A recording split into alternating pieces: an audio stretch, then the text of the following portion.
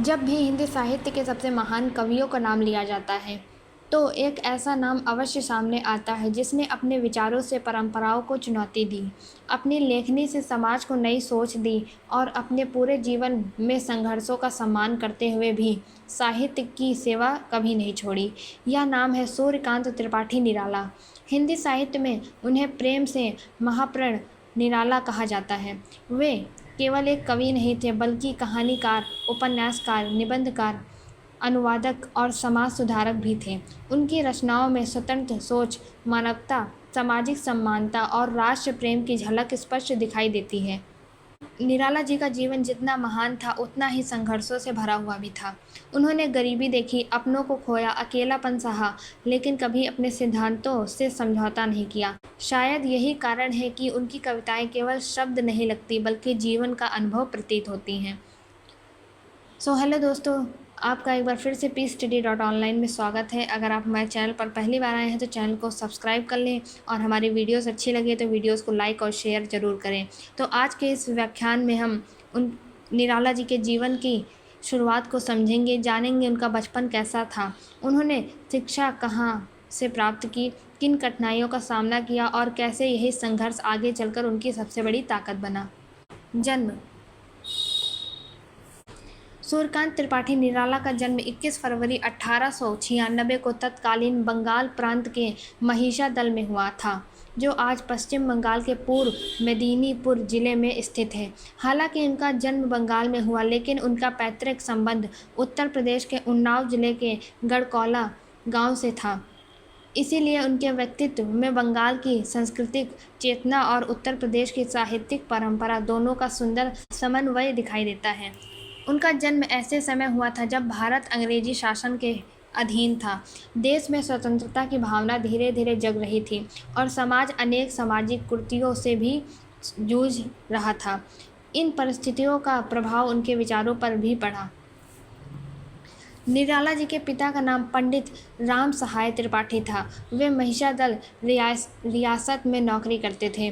उनका स्वभाव अनुशासन प्रिय और कठोर था। वे चाहते थे कि उनका पुत्र पढ़ लिखकर एक योग्य और जिम्मेदार व्यक्ति बने। निराला की माता का निधन तब हो गया था जब वे बहुत छोटे थे। माँ का साया बचपन में ही उठ जाना किसी भी बच्चे के लिए बहुत बड़ा दुख होता है। इस घटना ने उनके मन पर गहरा प्रभाव डाला। माता के स्नेह से वंचित होने के कारण उनका बचपन भावनात्मक रूप से कठिन रहा। शायद यही कारण है कि आगे चलकर उनकी कविताओं में करुणा और संवेदनशीलता इतनी गहराई से दिखाई देती है।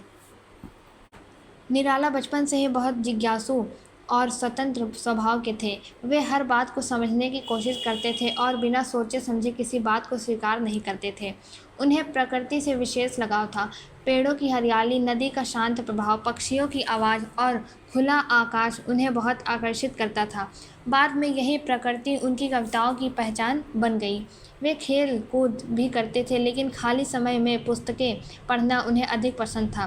वे केवल पाठ्य पुस्तकों तक सीमित नहीं रहे, बल्कि धार्मिक ग्रंथों, इतिहास और साहित्य का भी अध्ययन करते थे।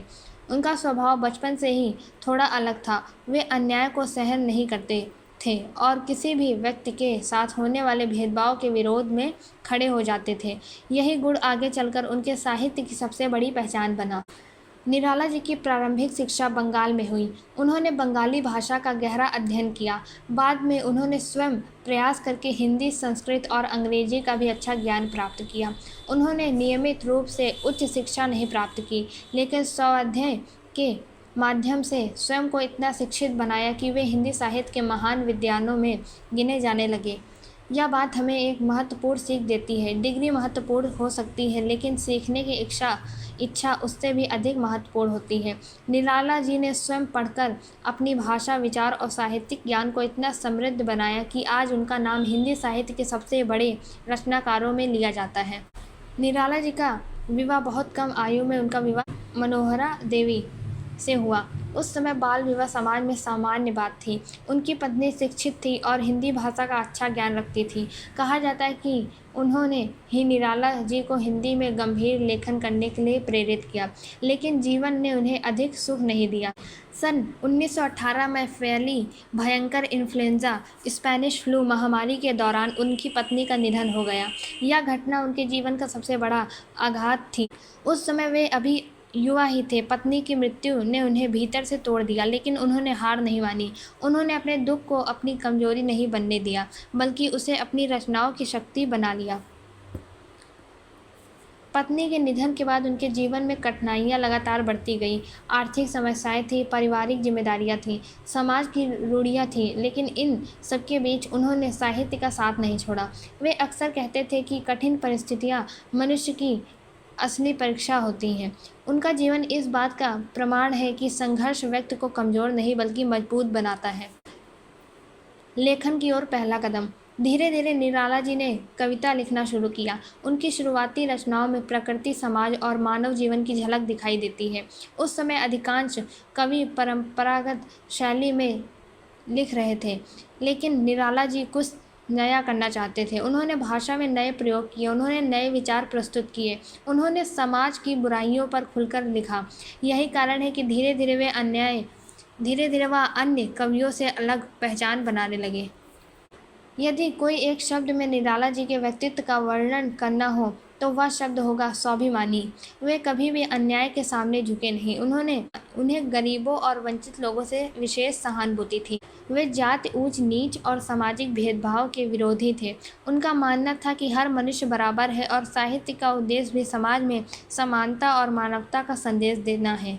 यही कारण है कि उनके साहित्य में केवल सौंदर्य नहीं बल्कि सामाजिक चेतना भी दिखाई देती है। तो यह था हमारा भाग 1।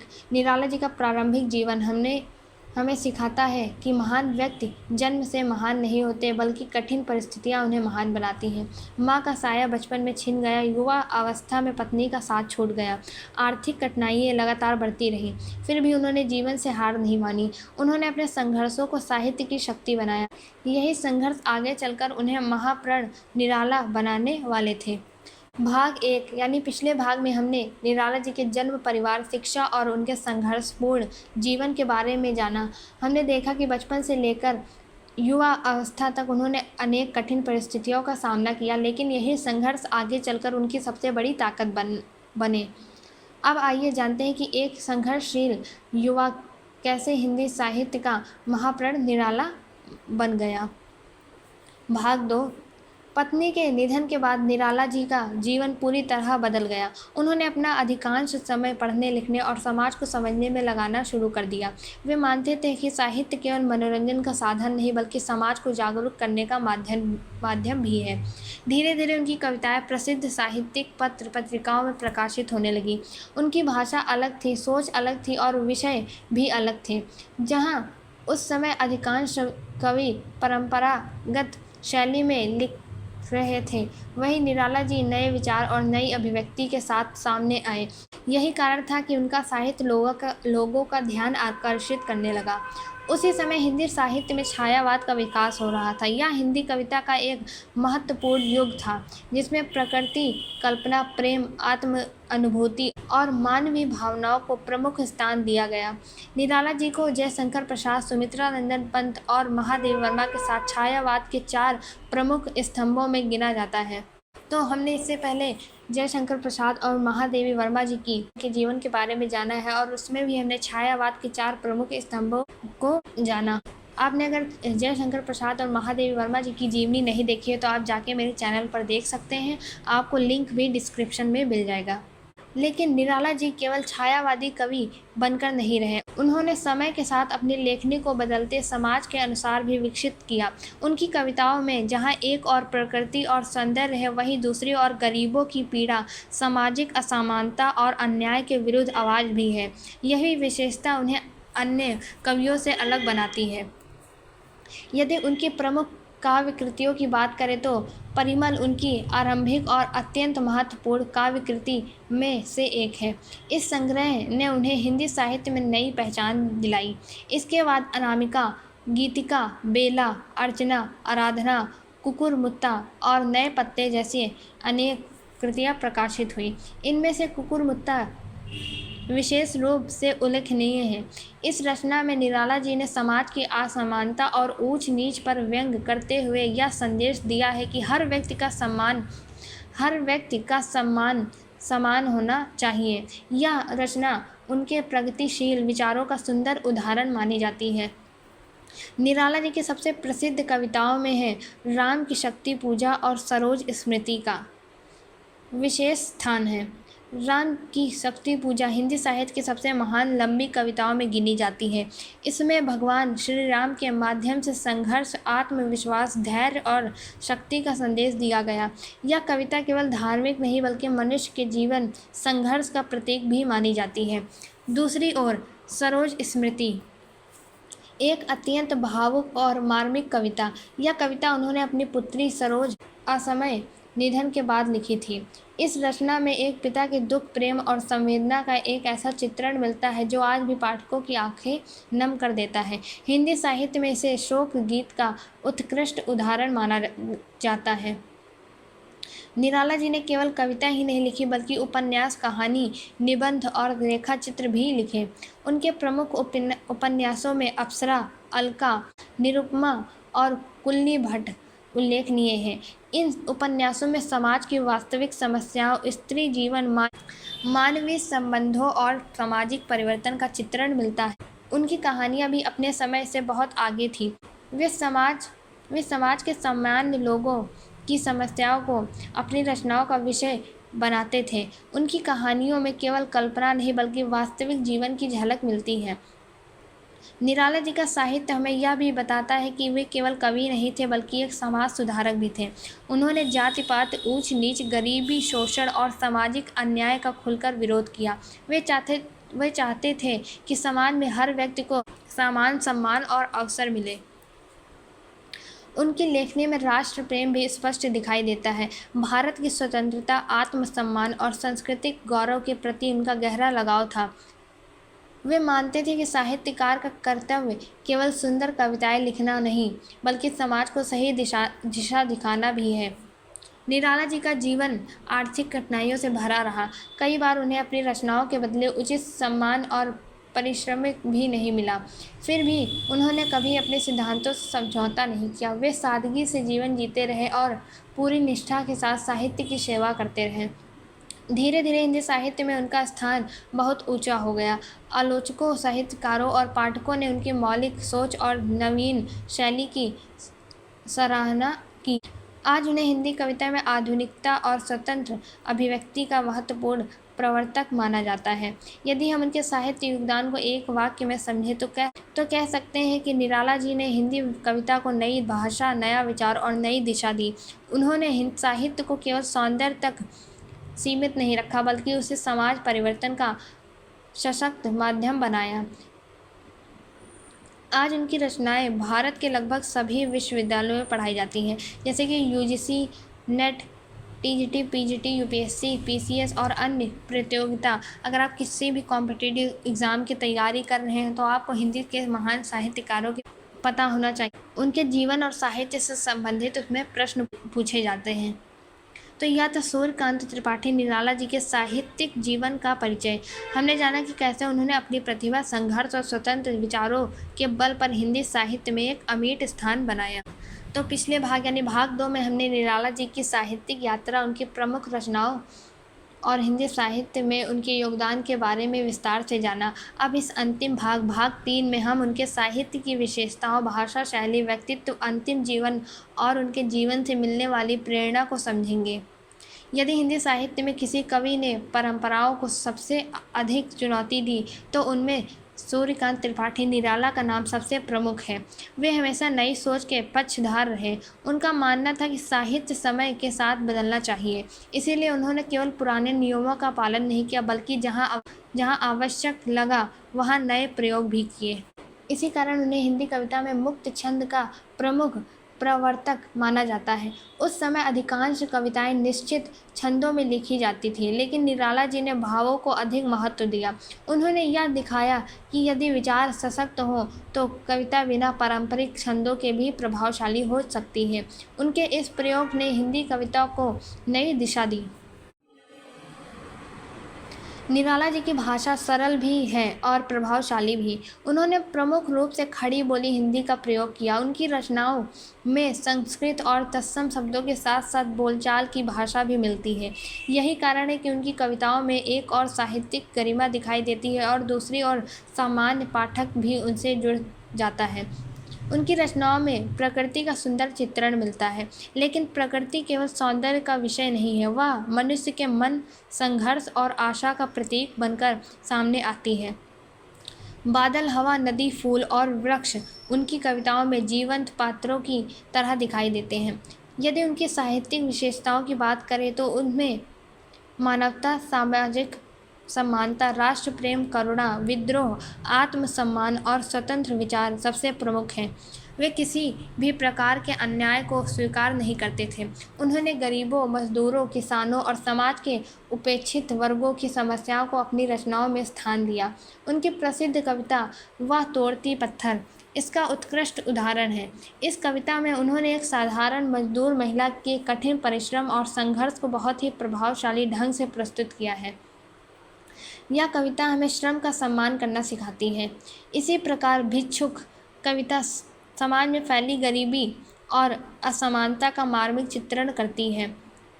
इन रचनाओं से स्पष्ट होता है कि निराला जी केवल कल्पना के कवि नहीं थे, बल्कि समाज की वास्तविक समस्याओं को भी गहराई से समझते थे। निराला जी का निजी जीवन भी अनेक दुख से भरा रहा। बचपन में मां का निधन, युवावस्था में पत्नी का निधन और बाद में अपनी प्रिय पुत्री सरोज को खो देना, इन घटनाओं ने उन्हें भीतर तक झकझोर दिया। आर्थिक कठिनाइयाँ भी जीवन भर उनके साथ रही, लेकिन इन सब के बावजूद उन्होंने लेखन नहीं छोड़ा। उन्होंने अपने दुख को साहित्य की शक्ति बना दिया। उनकी रचनाओं में जो गहराई और संवेदनाशीलता दिखाई देती है, उसके पीछे उनके जीवन के यही अनुभव थे। धीरे धीरे उनका स्वास्थ्य भी कमज़ोर होने लगा, लेकिन साहित्य के प्रति उनका समर्पण कभी कम नहीं रहा हुआ। वे अंतिम समय तक पढ़ते, लिखते और नए लेखकों को प्रेरित करते रहे।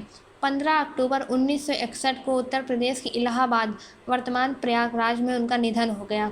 उनके निधन के साथ हिंदी साहित्य ने अपने सबसे मौलिक और साहसी कवियों में से एक को खो दिया, लेकिन उनकी रचनाएं आज भी उन्हें अमर बनाए हुए हैं। अब हम बात करते हैं कॉम्पिटिटिव एग्ज़ाम यानी प्रतियोगी परीक्षाओं में पूछे जाने वाले महत्वपूर्ण तथ्यों की।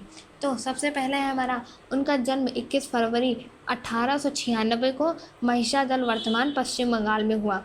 दूसरा पॉइंट है हमारा उन्हें महाप्राण निराला कहा जाता है। वे छायावाद के 4 प्रमुख स्तंभों में से एक हैं।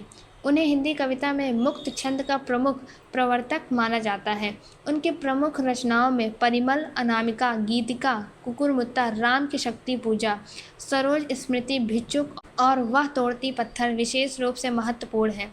उनका निधन 15 अक्टूबर 1961 को इलाहाबाद में हुआ। निराला जी के जीवन से मिलने वाली जो सीखें हैं, जैसे कि पहली सीख, संघर्ष कभी भी सफलता की राह नहीं रोकता, बल्कि उसे और मजबूत बनाता है। निराला जी ने अपने जीवन में अनेक कठिनाइयाँ देखी, लेकिन उन्होंने कभी हार नहीं मानी।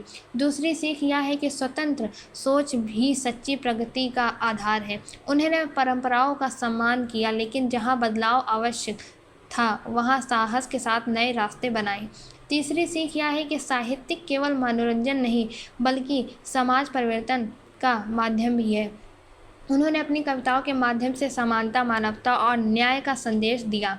चौथी सीख यह है, एक सच्चा साहित्यकार वही है जो समाज की आवाज़ बने। निराला जी ने हमेशा उन लोगों के लिए लिखा जिनकी आवाज़ अक्सर अनसुनी रह जाती है।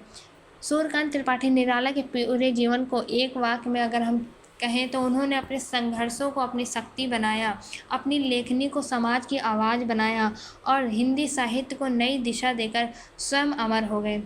इसी के साथ सूर्यकांत त्रिपाठी निराला जी के संपूर्ण जीवनी समाप्त होती है। इस व्याख्यान के माध्यम से आपने उनके जीवन, साहित्य, व्यक्तित्व को योगदान और सरल भाषा में विस्तार से समझा होगा। यदि आपको यह व्याख्यान और यह वीडियो अच्छी लगी हो उनके बारे में, तो इसे लाइक ज़रूर करें और अगर आप हमारे चैनल पर पहली बार आए हैं तो चैनल को सब्सक्राइब कर लें। मिलते हैं अगली वीडियो में। यह वीडियो देखने के लिए धन्यवाद।